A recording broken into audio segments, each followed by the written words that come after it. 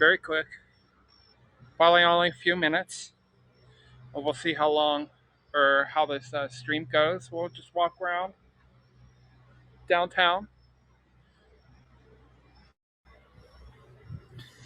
So hopefully everybody's having a nice Monday evening or maybe even a Tuesday morning if you're abroad.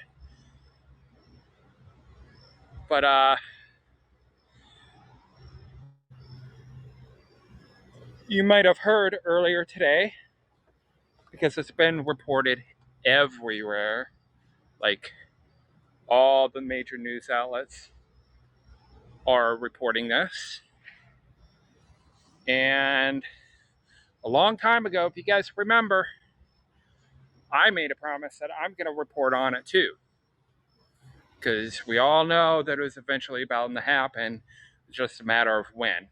And for those of you who don't know what I'm talking about or have no idea what I'm referring to, is back while I had promised that when, at a minimum, the UK is unrestricted, has unrestricted travels to the US, especially because I have friends that are in Europe, some are in the UK. One I know from the earlier days in Periscope, now streams via Twitch. So, good evening, Edward. How are you doing? Nice to see you. Nice to be alive for a change. Happy to see everybody. So if I'm not seeing your comments, because last time I only saw some comments. I don't know if that was a Haps thing or if that was a Ryan thing. I think that was a Ryan thing. But what we're talking about is this morning, I already forget his last name, but you guys might know who I'm talking about. But this guy, I think his name is Jeff by somebody.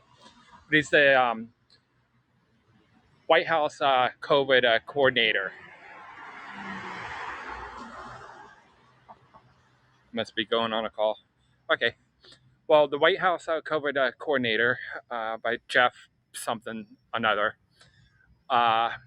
announced today, officially / unofficially, that beginning in November, now I don't know if it would be strictly November 1st, but they're saying early November, the US will be opening up international travel. And what that means is it's not just a US UK thing. This involves 33 other countries. I'm not going to name all 33 countries. You guys feel free to ask Siri or Google that. That's fine. And the reason why I say that is because even though this was reported this morning and this was the earliest that I could broadcast about this, we are still early. We are early, very, very early. Matter of fact, I don't know if any of you, I usually don't listen or watch the White House press briefing, but just to make sure that I get my facts straight, I listened to all 52 minutes that was streamed what 6-7 hours ago, something like that, and there was very, very tiny little bit of talk. I mean, just a few questions. That's it. Most of it had to do with Haiti and the drone strike that killed, what was it, 10 something odd civilians. They basically talked about that and had nothing to do with the travel restrictions being lifted. But there were a couple questions, and none of them really revealed anything that I didn't already know via these news stories. Anything from CNN to Fox to, and I don't really pay attention to Fox or anything, even CNN, but point is, the major news outlets are reporting it. And then when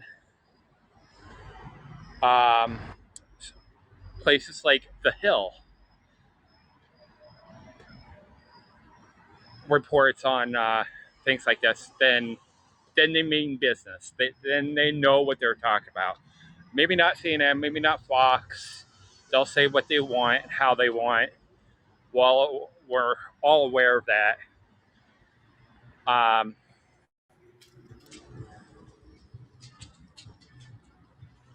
Back to Jen Psaki. I think that's how you say her last name. Sorry if I goofed it up, but even she has a lot of information that she does not know. Let me say that again. There's a lot of information that she would like to know herself that she has yet to know. And the reason why is, like I said, we are early. We are very early. This was just reported by the White House coordinator this morning, tweeted by some other guy that follows the coordinator. And it took me a while to understand that, pardon the sirens, because the firehouse is on just on the other side of that block over there that you're looking at right now. Check out that sky, huh? Yeah, beautiful. We're in beautiful downtown Kent, by the way, for those of you not aware of where we are. So yes, this is action, and as most of us are aware, that anything that has to do with any government, let alone the U.S. government or any government in any country, any region in the world, sometimes slow can be a good thing. I promise you, sometimes it can be a good thing. That's why we're early. They say they're gonna do it, so let's hope it's gonna be done. But the actions in order to lift these restrictions are extremely important, and some of them have to be coordinated with said countries. For example, the AstraZeneca vaccine, which is not approved here in the US, but widely given to those of you who are in Europe, so that I read, is not approved here in the United States. And from what they are saying, that you have to be vaccinated fully in order to have the privilege to travel. Remember, travel is a privilege. It's not necessarily a right. Sometimes it is a right, but in this case, it's a privilege.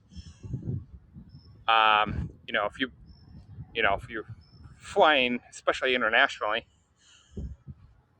for leisure, like on holiday or whatever, to me that's a privilege. It's a privilege. Guess we won't go too far because that truck up there. Hi Debbie, how you doing tonight? So we're talking about the United States is lifting the. I think they're gonna paint some of the lines here. They do that too often here. You guys can see the cones that are probably like 100 feet in front of me. So we're gonna make a left. I'm just gonna circle back around like we just did when I started the broadcast. So point being, early November, not necessarily November 1st, but they're saying early November. As long as you're vaccinated, within the region of 33 countries,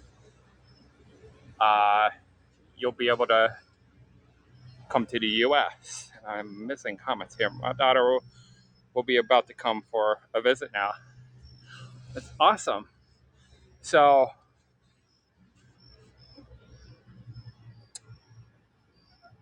I'm hoping that she's fully vaccinated. That's none of my business. It's up to you to let me know that. If you want to, I'm just kind of assuming that she is, and the reason why I say that is because that will be a requirement. Awesome. So that's something that she doesn't have to worry about. Um, and we right before you joined, we were talking about the AstraZeneca vaccine, um, and we're not sure if they're going to actually accept that or not because they're making it sound as though only certain vaccines will be accepted.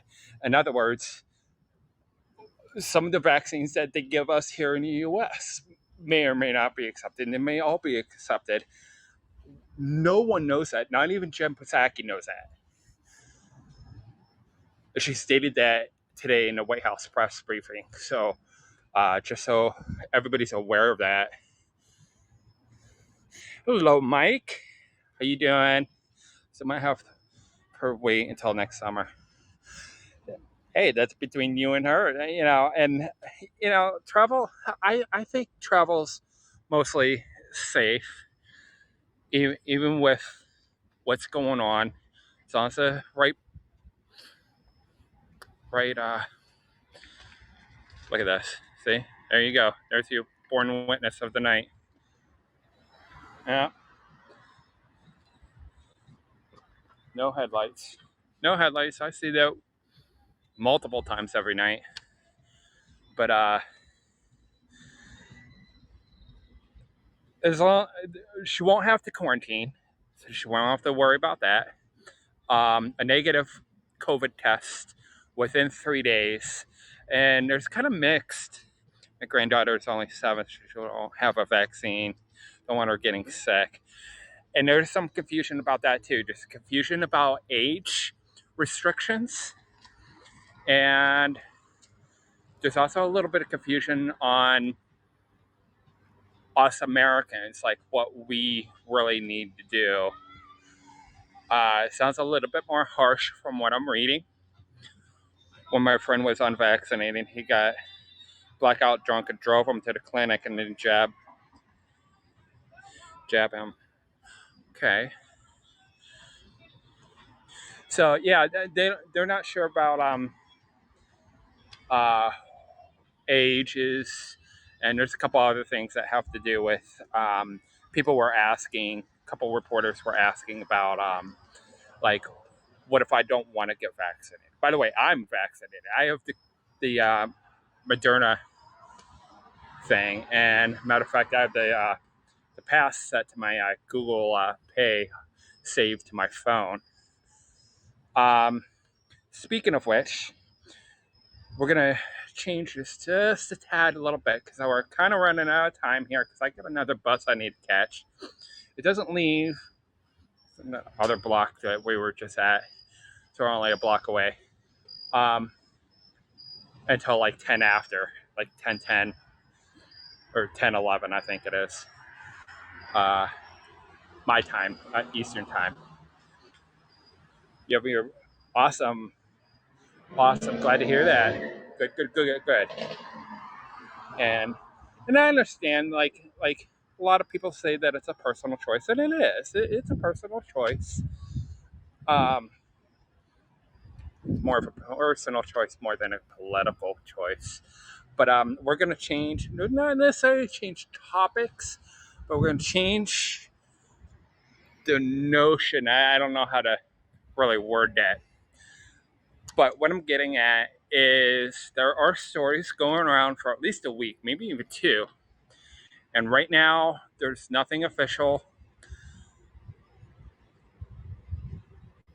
Nobody of official capacity really said anything about this. All they said is, I quote, it's not off the table. And what I'm referring to is people are starting to kind of freak out a little bit. And I completely understand that. But there's an idea going around via politicians and lawmakers, even people of official capacity in the White House. There's an idea where there's a slight chance. I don't know what a percentage I could give that,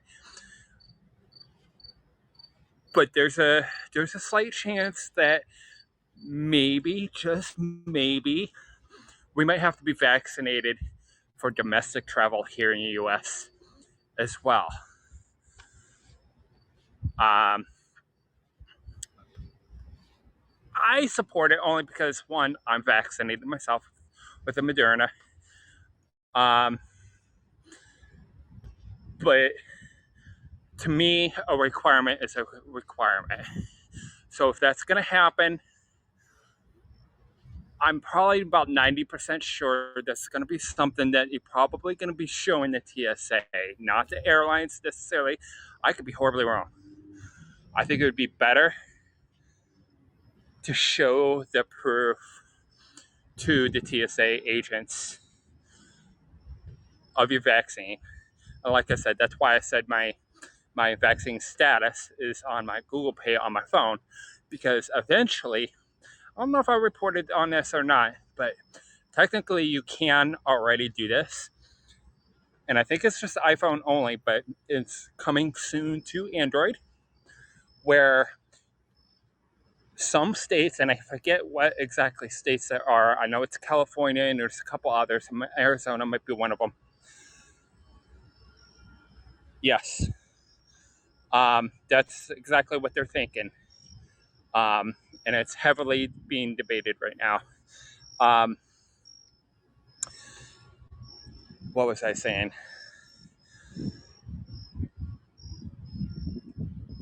I just think it's easier to show the TSA because that's no more difficult uh, than showing your driver's license, right? Awesome. Yeah, yeah. I'm happy you agree. And I respect everybody's opinions. Um, but all I'm saying is it's going to be very easy. Where instead of whipping out your actual driver's license and your state ID, you'll be able to take your driver's license, be able to put it on your phone the same way I did with my COVID vaccine status as well. I know there's only a couple states that are, as of right now, allowing you to do that. Eventually, it'll be rolled out to all 50 states. It's not quite there yet. You have a card. Actually, my card's in my right pant pocket right now as well. Um, so that's an option. Um, but if you're already saving it through your phone and your driver's license, and then you do that with your card, you don't have to whip anything out. You don't have to worry about anything being lost or stolen through TSA. And then another reason why I'm thinking it'll be implemented through the TSA is because, and it still happens, it's starting to settle down just a little bit, but you know, of all the hell that people have been given to airlines. Airline requires this airline requires that. And that to me, I mean, my personal opinion has nothing to do with masks because masks don't have anything to do with the airlines. I have to wear a mask on the bus I'm about to get on a little bit too, because that's the same thing. That's public transport. Flying's not necessarily public transport, but you guys get what I'm saying. But that's basically what I wanted to report on. I'm probably gonna have down here in a minute or two. That's basically all I had to report. I tried finding it because I thought I saw something earlier about the restrictions being lifted. Is somebody somewhere says something about the press briefing will not actually take place until the 27th, which is next Monday. I don't know how true that is, but I'll see if I can find it, and I can always update. So, like I said, that's why we're early. That's why we're super, super early, because even the officials are really not sure about almost anything at this point.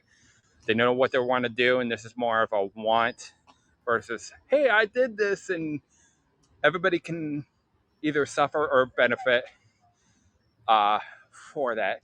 Hi, Shirley. How you doing tonight? I'm about to haps down, so my apologies.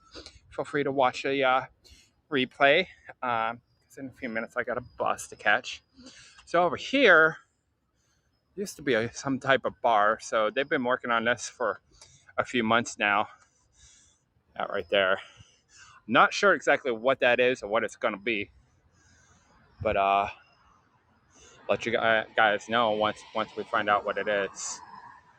But yeah, I'm gonna go ahead and haps down. So like I said, my apologies to Shirley, but nice to see you. Nice to see everybody here, everybody on Twitter, YouTube, here on Haps, YouTube.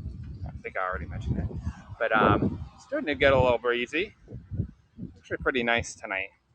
So yes, you guys stay safe. Much love to everybody.